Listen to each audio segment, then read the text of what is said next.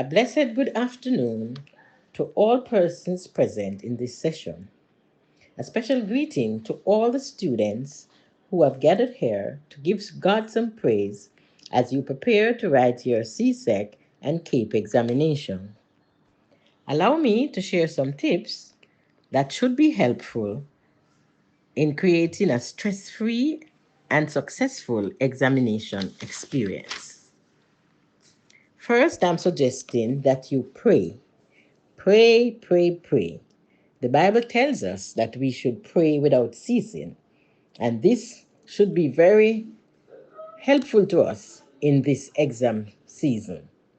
Pray before you study or revise. Pray before you start the exam.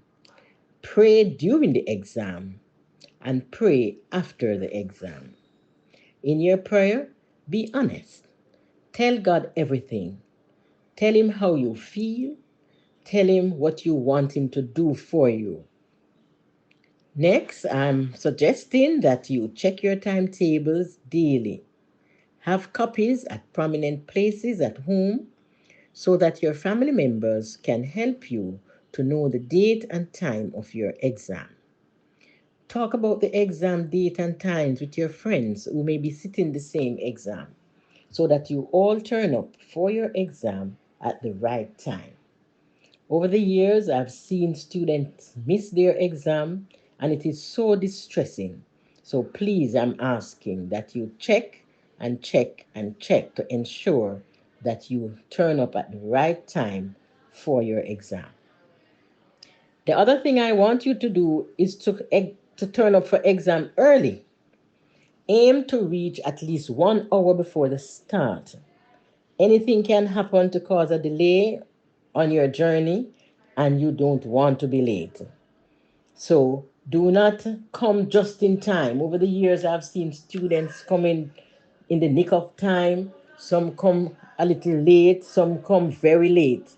And this is not good. That's a recipe for failure, because if you come late, then you get flustered, and some persons forget everything that they had studied. So please get to exam early so that you have enough time to settle your mind before the start. Okay? Then have all your things ready. Take all the things you need. Remember now, there is no borrowing in the exam. Worse, in this COVID time, there is no time to borrow, and you will not be allowed to borrow. So you should have all the things you need. Take your ID, take your timetable. Your timetable carries your registration number, and you will need to write that on all your papers. Have adequate number of pens. Do not just come with one pen. It may just stop writing, and you will need to grab another one. So have about 4 pens. Have your pencils, your sharpener, your ruler, and most importantly, have your calculator. I've seen students turn up for maths exam without calculator, and that will just not work out.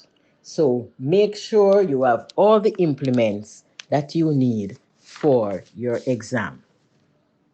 Then I'm suggesting too that you know what is required for each exam. You can check your syllabus to know, for example, how much time you will get, how much time you will get for each paper.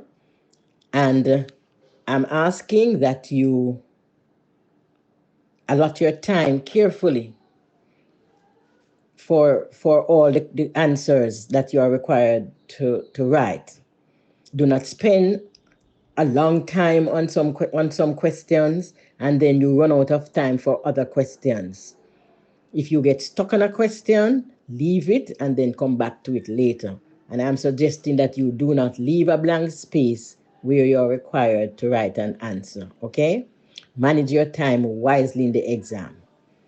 Make sure that you do not spend too much time on one, because you may know it very well and you write all that you know, and then you do not have time to do the others. So work out your time and know if you're going to spend 10 minutes or 20 minutes per question. All right? And then finally, phones are not allowed in the exam.